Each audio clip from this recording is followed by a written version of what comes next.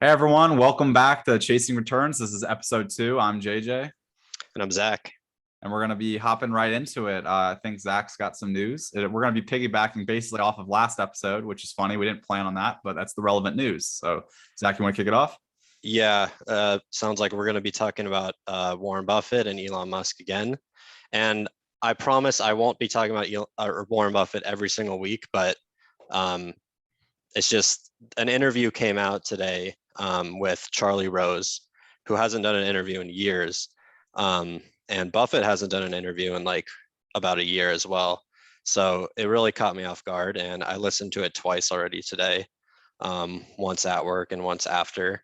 Um, so that'll be what I'm going to talk about today. Well, let's get right on into it. Let's hear what you heard. Okay. I only saw snippets. I have not watched the entire thing yet. I had a busy day, so I'm glad that you were able to watch it twice. Yeah, I mean, I was busy too, but I'll always find time for this. Okay. Make me look yeah, bad. no. So the first point, I think this was the most interesting part of the interview, is he kind of gave some logistics about how Berkshire actually does things in the office. So we talked about Mark Millard, who works, his office is like right next to Buffett's. And basically every day at 8 a.m., Buffett will tell him what trades to do that day. And this guy's job is to just trade all day long. So Buffett will say, 1% of all the trading volume on this particular security, I want you to be buying today. So maybe like when he was buying Occidental, he told him, I want you to be buying, in that case, it was maybe like 10%, 20% of the trading volume that day. So this guy's job is to just sit at a computer, buy, sell all day. I thought that was really interesting. And I think Buffett said they've bought like 5 billion of short-term treasuries every single Monday for the past like a couple of years or something. Sign me Crazy. up for that job. Yeah, that'd be really Just interesting. listen and learn from Warren Buffett and just execute his trades. Yeah, because like Buffett, he was saying like he doesn't know how to do all that. He just tells him what to do, goes into his office and reads. It's crazy. Anyway, the next thing I noted is that Charlie Rose asked Warren Buffett what makes him so happy. And he said, basically, my job does. And he said two particular things about my job. One is that Buffett knows he'll win over time. And he said, investing is easy if you just have the right lessons in your mind. And I think either him or Munger says like, yeah, investing is simple. It's just the execution is hard, but the concept is very easy. And then the second thing that makes him happy is he likes being trusted by people. He likes how, going back decades now, people have trusted him with like 100% of their life savings. And I guess that brings him happiness. That's Um, awesome. Yeah, I yeah, mean, I think that's a super important thing. Like I said, and obviously he's been doing it a long time and has been immensely successful. yeah, That's still funny to me though that he doesn't know how to execute his own trades, or that, like I said, it kind of yeah, makes sense though, to be honest, because like obviously that's not what he enjoys, and obviously that's changed drastically over time with the internet. yeah. Because when he first started, man, I don't even know. I think you'd have to call someone. They'd have to actually be on the floor of the Yeah, stock exchange, and I don't know. So the next point, this is a quick one. Buffett just said, if you find the right spouse, you're 90% of the way home in life. Um, yeah. I mean, yeah, I'm assuming you and I agree drastically on that one. I think both of us are very particular, but neither of us that's are married, but no, neither of us are we're married. working on it. Next point, Buffett said the bottom 2% of it, like by income in the United States today, live better than John D. Rockefeller did who was the richest man in the world when Buffett was born. When you consider all of the things available to us, food, entertainment, transportation, all of that, Medicine to an extent. medicine, yeah, That's life yeah. expectancy, Oh yeah, because I guess with Medicaid, yeah, no, that's crazy to think about. yeah, But yeah, perspective. yes. And then he talked about Apple for a little. He said, this surprised me. I didn't know. Apple sells less than 25% of smartphones, Yeah. but because it's the one that is the most useful to people, highest prices, etc., it's by far the largest company in the world. So Yeah, I don't I would like to look up the numbers again, but I was my mind was always I thought it was like 30-35%. yeah, that could be right. But I mean, yeah, he was but well, just, I mean, the bigger thing is, like I said, it doesn't matter. The bigger thing is, like overseas and like outside the U.S., Android is a lot bigger. Um, but especially I what's think the average selling price of of those what, an phones? iPhone? Of an iPhone versus other smartphones? I don't It's know got to because be way Samsung. higher, right? I mean, Samsung in the U.S. like obviously is probably the number 2 largest seller. Obviously, it's an Android device, but Samsung I would say is probably the most common that people would buy if they do go Android, at least in the United States. Mhm. And I mean, their prices are expensive, but I think they do sales and deals more often. Apple knows they can maintain their price just because they have that stronghold because they offer such a good product. And even like you'll see with like AT&T, they'll run those commercials. Like if you switch over to us, you can get a free like Android. You see that a lot more often than getting a free iPhone. True. Or like if you buy one, get one free, you never see that deal with an iPhone. Like Apple's never going to let that happen. And I'm sure AT&T might be eating some of the costs on some of those, but at the same time, I'm sure Samsung and is trying to get their products out there because they know it's hard to compete with Apple in the United States. But yeah, US numbers, I'd be very intrigued to know, but because I would have to say it's the numbers higher, probably like 40%, maybe 38, 35 to 40% in the United States. I might be completely wrong with that. But it just seems like everyone I know has an iPhone. It's like I feel like 9 Yep. out of every 10 people I meet have an iPhone. Well, I think you and I, we were big Android fans, and now we're both iPhone. Which is very funny. Yeah. And I mean, we'll probably never go back. no, I mean, Galaxy Note, yeah, Galaxy Note 2, Galaxy Note 4. Oh, dude, I Yep. love those phones. But yeah, I Yep. mean, the biggest thing for me was the size because Android came out with a bigger phone before Apple did. And then once the 6 Plus came out, I got the 6S, so I waited a year. But yeah, once the 6 Plus came out, it was like, oh yeah, I'm switching because I mean, I'm 6'2", got Got to big get rid hands. of the green text messages. Yeah, exactly. Hey, it's unattractive to girls apparently, which is probably actually true. I mean, when I see that, I'm like, oh. The It's a j- biggest.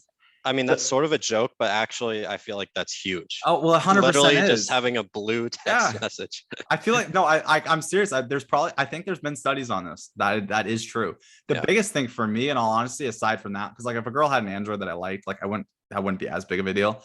It sucks with sharing like stuff. Like I feel like sharing like photos and videos is a lot harder on Android, like between text. It's not as smooth. But the biggest thing for me is group chats. Group chats are awful.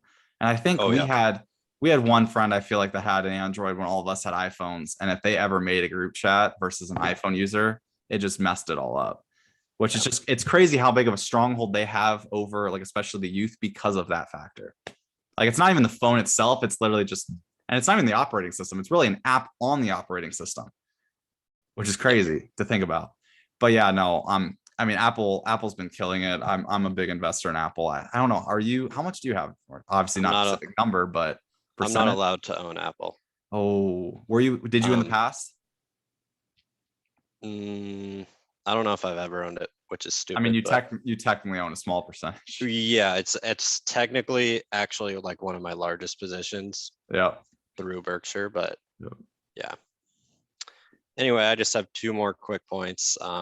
This is one Buffett said many times over the years, but he says nuclear war is the #1 threat to humanity. Yep. It's funny, Charlie Rose kept asking him about like climate change, and Buffett would just steer the conversation towards nuclear instead. Interesting. See, I have a different opinion to that, but that's definitely, I mean, top 2. What do you mean? What's your I'm blanking on the word right now. But biological warfare. That's my word. Okay. Yeah, I know. Like if you're like, let me throw it this. Like I'm not one of these people, but like if you're a conspiracy theorist, like the last year and a half, 2 years, like I said, whether that was intentional or not, like I mean, there's a strong amount of people that do believe that, or at least think there was some ill intent from a certain country.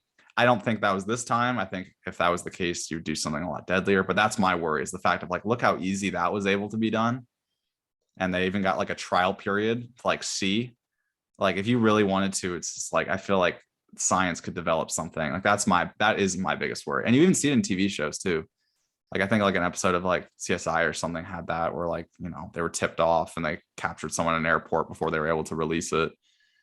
Because like all it Yeah. takes, like think about with public travel, like all it takes is going to like a big city like New or a big airport like New York that has like international travel if you wanted to do everybody.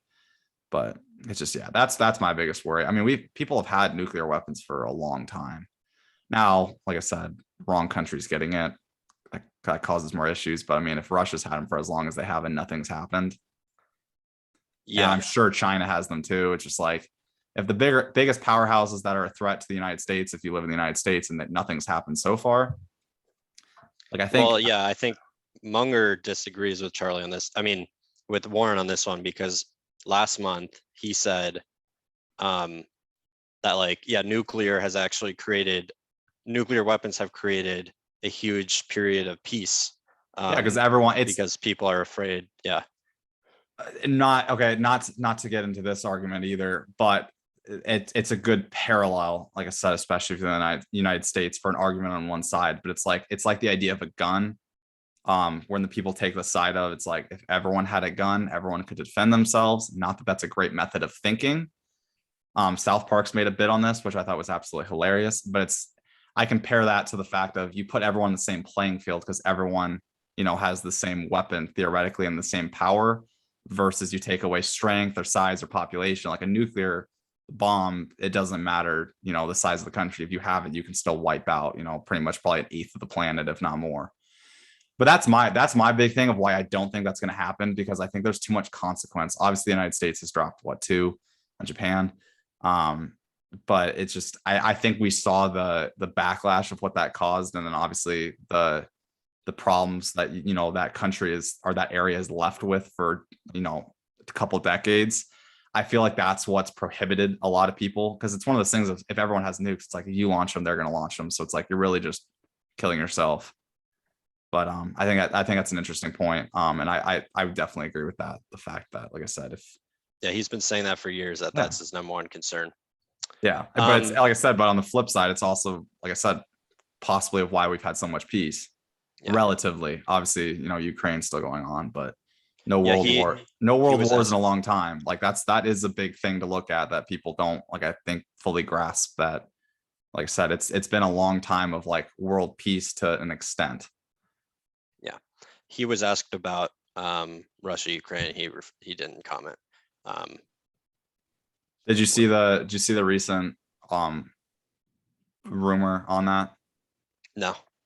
I forget what day it is. I was watching something. It might be like May 16th. I might be completely wrong with that, but Russia has an Independence Day, and it's rumored that he's gonna try to like get this solved by then, like that he has to, or else it's gonna be a lot of backlash on him.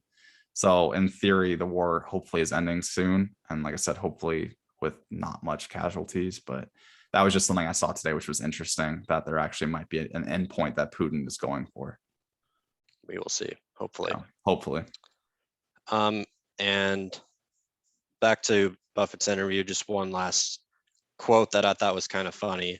Buffett said, "I am a decaying machine that still feels wonderful." He was saying like he's more forgetful now. He forgets people's names, things like that. But he's like, I'm still, I'm wiser than ever. Like I'm dumber now, but I'm wiser. I don't know. Just interesting. Well, my favorite, I'm surprised you're not commenting on something else that we know that we both love that he is definitely a supporter of. What Two things we love with diet. wait, oh, Coke and McDonald's. Oh yeah. I I think the McDonald's thing is a little bit of a myth that he goes there like every I morning. would probably agree with that. That you'd get tired of it. There's not enough on that menu. Yeah. But Coke, on the other hand, I believe Yeah. that. Yeah. But I mean, like I said, it just goes to show you sometimes, like I said, Well, obviously it's not the smartest decision, but Well, this goes into my next point is that I think the key to his longevity is he's a genuinely happy person. Like you can just tell. And yeah. it's because of his job. And there's Yeah. a book about him called Tap Dancing to Work because he's said that many times. He tap dances to work. He just loves it so much. And that's why he's he will do it until the day he dies, probably. So my topic that I wanted to discuss is what sort of jobs are out there that you think you would tap dance to work, that you would want to do forever? Currently, one of the ones I'm doing. Currently, the one I'm striving to do if I weren't to do the one I'm currently doing, and that would be I currently work for a YouTuber. I'm sure I'll bring that up at some point more. I don't need to say, like I said, not gonna have many viewers anyway, but if you are watching this, thank you. But yeah, I currently work for a YouTuber. Obviously we're doing this. You currently have a more, obviously traditional job based off your degree, and you've gotten a head start on that. But I'd say doing a passion project that, eventually can turn into your full-time job. Like I said, you see plenty of people that, most YouTubers, I was even talking about this, it came up today actually with the person I work for who is very successful on it. And someone asked him the question about, like, through their mentorship group, of if he should quit or not his job to go full in on content creation, because that's what he wants to do. And he just said, it's like most people have their real job first. Like, you have your real job until the content creation matches your income or is close to, or you see the scale and you've proven some success. Because I mean, the big thing with that is that you have all the power. You're your own boss. Hopefully you're doing it as a passion project. So I'd say definitely content creation is definitely one of those. Because I mean, you're not going to put in the work to edit videos and record if you don't somewhat enjoy it. Plus, it's the fact of, like I said, it's the idea that you have freedom on the other end of it. And you can scale it very well if you know what you're doing. So I'd say that's one. But on the flip, to be honest, like, the other one for me would obviously be golf. I've always wanted to be a professional golfer. I'm debating on whether to turn pro or when I turn pro. So that's a big thing. But yeah, the biggest thing for me that I've noticed is that I feel like I fit in very well in terms of being happy wise for most places. Now, I probably would not be happy doing your job, but I also would never, like, that's a job I don't have the skills for, so I wouldn't even be trying to get. But I'd say, like, most traditional jobs that, like, I would be qualified for, it's like I would usually probably find a way to enjoy it. And I feel like that's something that's just is a positive about my personality that I'm very happy with. I usually find joy in very simple things. And also I feel like the athletic side has helped with, like, the idea of working hard for a goal and having future goals. But what about you? Because, like I said, you obviously got a head start. You're working a 9 to 5. You had a busy season recently. How's that? Well, I think the best job in the world is Guy Fieri's job. The man gets to travel around the country, eating the best food, meeting amazing people. That would be incredible, and you could do that forever. Yeah. I mean, yeah, because, like, I'm sure he comes up with some of those ideas for those shows, but, like, the food networks are coming up with the majority of those. So he just has to show up because he's the face, and then Show up, you film, pretty much. you eat amazing food. Have you ever seen an episode where he didn't like the food? It's always like, this is the best thing I've ever eaten. Like, but anyway, he's awesome. I hope I have the opportunity to meet him, because he does speak at my school, because he's an alumni of UNLV. So my friends in hospitality, they have gotten to meet him several times, but I hope I can watch a lecture or meet him sometime. that'd be awesome. So that obviously golf would be incredible, but I'm not anywhere near good enough. The issue with that is, unlike Guy Fieri's job, you can't do that forever. Well, I guess you can. Golf is one of the one sports that you can. The Yeah. Champions Tour, right? Any other sport that you can't really say that, but golf, okay. Yeah, that's one so of I them. take that back. At least In for golf, high income. Obviously, there's a lot of sports that are more niche that don't have, as big of a television audience. And what's great about that is you have a lower chance of injury, like Yep. a severe injury in golf. You get to travel around, play the best courses in the world. Yep. That would be incredible. Only downside to that, I would say, is that once you get married, it gets a little tricky, because hopefully your wife can come with you, but once you have a family, it's like, you're on the road a lot. But on the flip side, your opportunity and money, if you're successful, like, it makes up for it. Mm-hmm. I think being a writer would be really cool. I think Buffett's job, honestly, although it's got to be stressful. Like, I mean, maybe it's not for him, but the idea of managing that so much money, so many people relying on you. I guess he loves it, but Well, it I would was be gonna say stressful. there's certain people like that because I was gonna say, I mean, one of the main people who's on top of basically the chain of who I work for, that's what he loves. Like he loves the pressure. He loves like having to get stuff out, having to get stuff I out on mean, if you time. can, if you're successful and you reward all those people, I guess that would feel amazing. Yeah, but I mean, he's even got a small team. I mean, even when it was just himself, it's like it's just the constant pressure of having to, succeed on making good videos and getting stuff out on time and having your schedule and really not taking time off. Like I said, there's just some people that enjoy that. I mean, I know personal, like some people in the business world that, have risen to CEO and it's like that's just what they want to do. It's like they can't not work. Now, I think some of that though, you talk about happiness, obviously you enjoy work, but then it's like the work-life balance isn't there. So Mhm. that's like, but that's different for every person though. So that gets into a completely different conversation. The one I would bring up, which is I was thinking of immediately when you brought up Warren Buffett with the stress, is think about like Mr. Beast, like how amazing that is. Oh, Obviously, I'm on the YouTube side still here, but yeah. think of how amazing that job is because almost Oh, yeah. anything, like obviously he has to still make good content, but to Mhm. know that you have that many subscribers that like even if you make an awful video, they're still gonna watch. Now, obviously, he's gonna lose money on some because he piles, like as he's mentioned on a bunch of the podcasts that you and I have listened to recently, he puts so much money on it. He has such thin margins. So Yeah. there has to be so much stress in that to know that you're spending, possibly $1 million, $2 million like on the Squid Game video. And if it flops, you're out of money. Yeah. It's Well, crazy. what was interesting to me from that interview with Joe Rogan is he said a lot of those videos on his main channel lose money, but his other His channels, like React channel, his game reacts, because channel. those are cheap to Yep. make. The video games, Yep. he does like a charity one. Those ones are well, the charity Charity isn't one. It's profitable. profitable, but obviously it goes to charity. Yeah, Yeah. but those And other that's a ones, passion project for those food kitchens for him. yeah, but those other ones basically fund. Yeah. They like subsidize the main channel. Yep.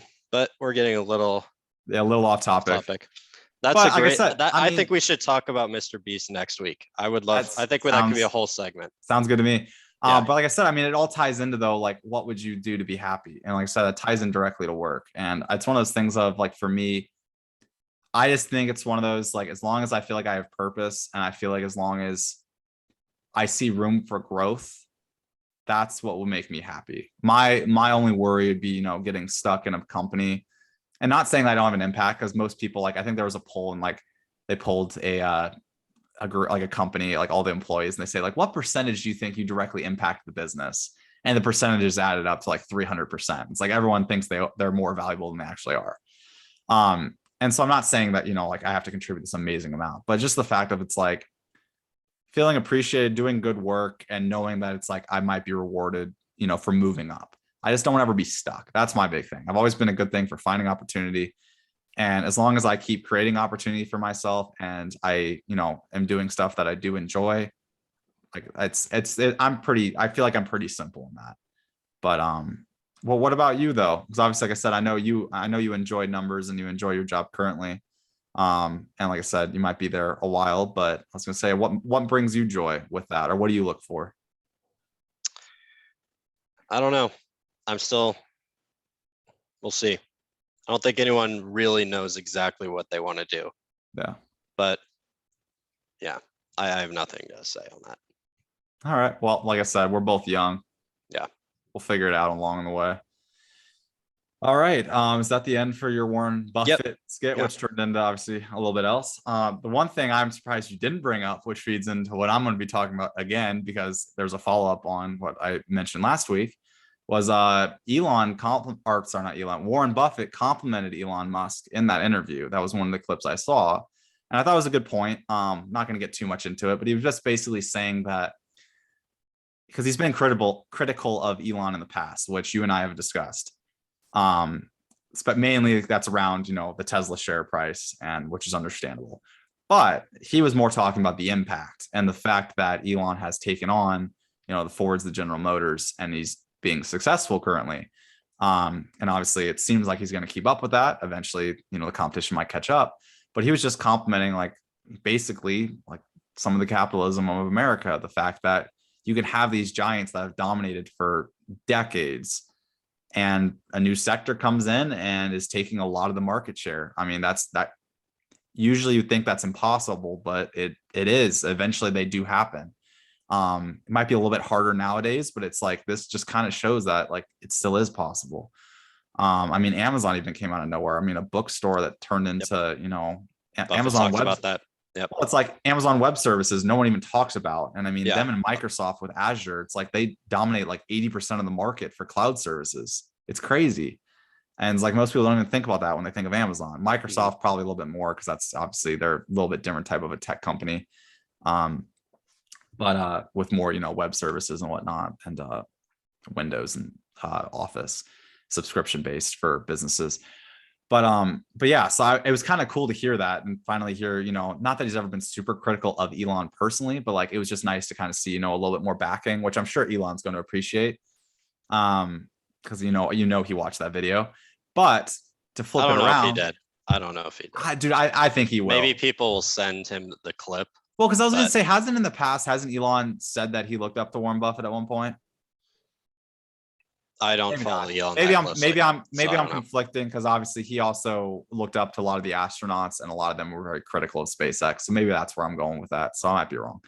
But regardless, last week I mentioned that Elon obviously put a bid and released that he's been buying Twitter over the last couple months, and it was finally public. And he, I believe, owned around 10%, maybe 12% of the company. He was the largest shareholder. And then they asked him to join the board, which I thought he did, but I heard today that he actually declined the position. Yep. And that's what led to then what happened today, which was him saying that with basically the way he sees the company currently, that if for it to survive, it's going to have to go private. And so that's where his offer comes. And I have a quote, so I'll read this off.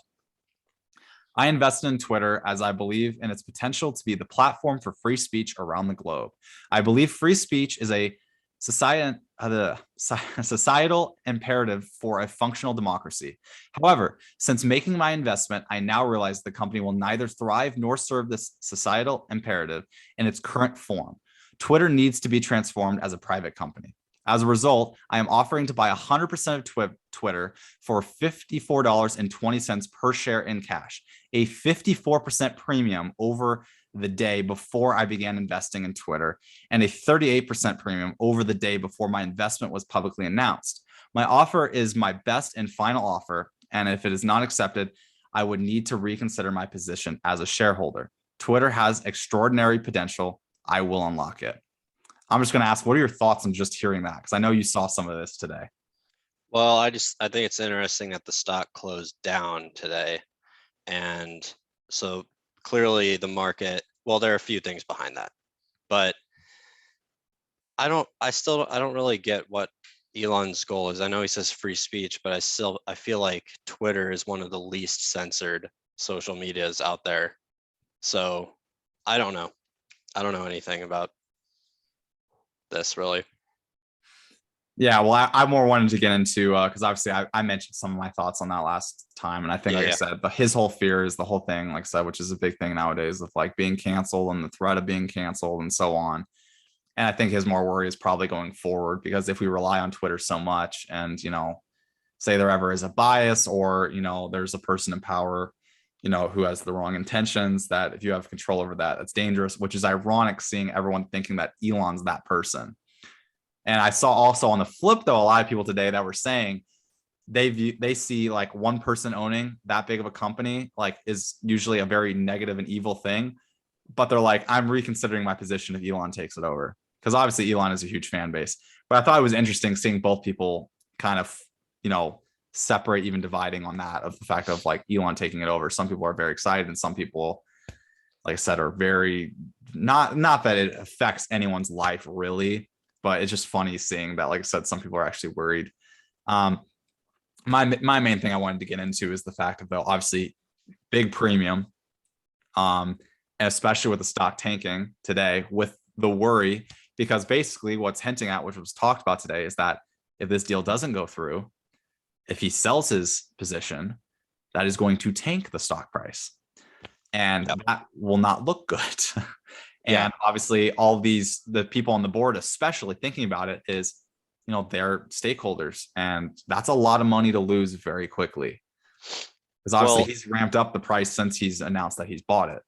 yeah, the other factor is there's a report in the Wall Street Journal that Twitter's board is looking at adopting a poison pill to combat his attempt to take over the company. Are you familiar with what a poison pill I am is? not. It's the first time I'm actually hearing Okay, about it. so this is where a company will like, I think an example of this would be, I experienced it last year with a company called Lee Enterprises, which is a newspaper company, and someone tried to take it over. So basically what they did is they said, if one shareholder gets like, I forget, 15% ownership of the company, then we will issue warrants to all the other shareholders at like, you'll be able to purchase the stock at 50% of what it's trading at. So I would immediately double my money on those warrants they gave me. But then what would happen is it would dilute the share count dramatically so that that person's ownership would shrink from like 15% to way less. So it makes it like impossible to take over the company. But obviously that destroys your share price in the Yeah. short term. So that's, yeah. I was gonna say, so are you saying that as a counter to the fact that that's what the market is a little bit scared about, is that they've mentioned that, or the fact of the fear of Elon selling everything? I think both contributed to why it was down Yeah, today. so I was gonna say, Because because that, normally you'd think it'd be up a lot. yeah, exactly. But I was gonna say, because after hearing that, it's one of those things that I'm just like, that wouldn't help either, like that, because it's like it's Elon. Elon's not trying to, forcefully take this over. Obviously, there's a little strategy behind it. But it's one of those things of, I think he's just kind of laid his cards out. And obviously, maybe there will be a little negotiating, but it's the fact of like, it's either he's buying it or he's not. And if he doesn't, then he might sell. And that's partly, maybe the strategy behind it, because then they know what's going to happen to the stock price. But like, yeah, it's like what they combat with that, and then it still drops. It's like, yeah. So it's Twitter's kind of, Yeah, I mean, it would hurt the stock price, but it also would ensure that they stay like not controlled by one person. Like, yeah. But like I said, you have to be what, 51% to be really controlled by one Mhm. person, though. Well, he could get 51% by just buying in the open market. Yeah, but I think I heard today that even if he bought everything in the open market, it still would only be like 30% or 40%. Like he still wouldn't have majority stakehold. Because there are a bunch of like Just people, institutional either investors people and holding institutional okay, investors and the people on the board. okay. Like I heard Yeah, today, like even if he bought up, like what the price would be, and he still wouldn't have over 50%. yeah, I could see that. Yeah. Yeah. So I think enough's locked up, or like I said, that wouldn't even be an issue either. That's why I said I think it literally comes down to is, does he get all of it or does he sell? Like I think that's what it comes down to, and I think that's a very good position for Elon to be in, for him to get what he wants. But could it could also trigger like a bidding war. Maybe some big tech companies are like, Yeah, but the thing is though, and because it's been rumored, is the fact that Elon has enough money to go make his own platform. yeah, but how long would it take? Would they even be able? I think Twitter has like with network No, I effects know, I is agree. already so big. I'm not disagreeing, but like I said, and maybe you just were saying this, but like think about like Netflix, like that was such a lead they had, and think of all the streaming platforms now. I know social media is a little different, and I know like a certain political party has tried making their own, and obviously it does not succeed, because yeah, Twitter is just where everyone's already at. But when you have Elon Musk behind it, dude, I don't know. I mean, the stuff he's able to accomplish, I wouldn't doubt his ability to pull it off. Like he might be the one person that could introduce a new, because the other thing is too, it's like TikTok came out of nowhere. Yeah. Obviously, we were missing a short-term video content app since Vine died, since Twitter bought it, because they couldn't find a way to monetize it, which is a fascinating story to me. But obviously, like I said, we were obviously dying for a short term, so there was room in the market, because obviously there was proof of success in the past. But like TikTok came out of nowhere, and everyone is fleeing to it, and YouTube even copied it with the YouTube Shorts to try to compete. It's like there's And always Instagram, room, huh? Instagram Reels. Yeah, it's like Yeah. there's always room to find something to like compete in. I mean, think of Snapchat. Snapchat wasn't viewed as a social media even, and they add all the Oh yeah. discovery stuff. It's I like, remember when that started, I thought 100% it was a fad. I yeah, thought this thing's gonna be gone in 2 years. be And like I mean, like Messenger, I guess, is a big thing for a lot of people that do use, but like it's not a social media, it's a communication app. or like Kick or like what else? I don't know. Like all those, like I said, just it's just a messaging app that had some uniqueness, but they turned it into a business, and it's crazy. I'm But pretty yeah, sure so it's their like market cap is a lot higher than Twitter's, which is yeah, surprising. it's crazy. Well, I think they just monetize it better. Because I mean, think about like They have more users too, I think. how many ads do you actually see on Twitter? Because that's one thing I was thinking about today. It's like I know there are ads, but like they don't notice them as much. Yeah. And I feel like I don't get spammed with them as much versus like Snapchat. Obviously, you don't see ads, but they have that whole paid content side on the right through the Discover. Yeah, with all the clickbait things. Yeah, and you click 'em exactly. Which is like they're so like that is their media page essentially. So it's like I get that, but it's just like it was fascinating to me because I'm like, yeah, Twitter like really isn't as monetized as it could be. Because like even when Instagram added ads, which I still hate. Yeah. I see people joke on Twitter about how they spend so much money on R&D and it's just nothing changes. Yeah. They're like, oh, an edit button that'll cost 500 million of R&D. Yeah. Well, my favorite thing was which I didn't even know that this existed, and maybe it does, and I just didn't know, but I saw Elon bringing it up, was like this paid subscription where you could get no ads. Wait, on And Twitter? it was like $3, and they Yeah, might but it's already. like, but if we don't even notice ads, what's the No, I point? know, I agree, but the thing is, they could increase it to where you did, Yeah, that's and like I said, it wouldn't be obnoxious. They could just have more. But my point is, it's like if there already is a paid subscription service, one, they market that terribly because I didn't even know. Granted, a lot of people, I mean, maybe like, do you know that YouTube has a paid service for no ads? yeah. Okay, because I pay for YouTube Premium because I consume a lot of YouTube and it saves me time. Like I enjoy it. I watch too much YouTube. I don't want to see ads. It's worth it to me. I watch enough. Twitter, I don't know if I would, but if it's like $3, which Elon like I think mentioned, It's nothing. that's nothing. And think of how many users they have, and then that's a way to monetize. And they could raise it over time to like 10 exactly. people would. Yeah. But it's just like, so yeah. And then the other thing he was mentioning is having perks then, like not that you would have a blue check mark, but like you would be a verified user. You wouldn't have, like I said, be like a celebrity verified, but you'd have something else on your account that would notify that you are someone that, like I said, is a premium member essentially, which is an interesting way. And then I think he also did mention though having more verified people. But anyways, yeah, just an interesting topic. It'll be very interesting to see if a deal goes through. Maybe it'll be brought up next week again. But yeah, just fascinating, and Twitter in general, because both of us love Twitter. But yeah, it's just it's my favorite. What really social can you media. change? Like, there's not much. It's pretty of a solid app. Like they copy like Clubhouse. That was another one actually that it died very quickly. Clubhouse died, but Twitter Well, Spaces. Twitter is still- Spaces. Yeah. Like I said, because these other apps adapt, but that was something that Twitter came up with, and I see that used a lot. Same. Like I think Mr. Beast and like Gary Vee and all those, they always hop in Twitter Spaces usually, I believe. Mhm.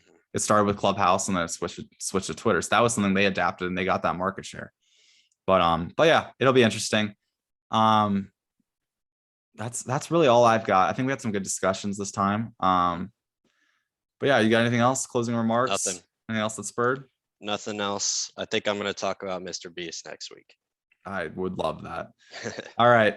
Sounds good. Thank you guys for tuning in. I hope you guys enjoyed it. Leave a comment if you're actually watching this. But we'll see you guys next week. Thank you so much, and bye.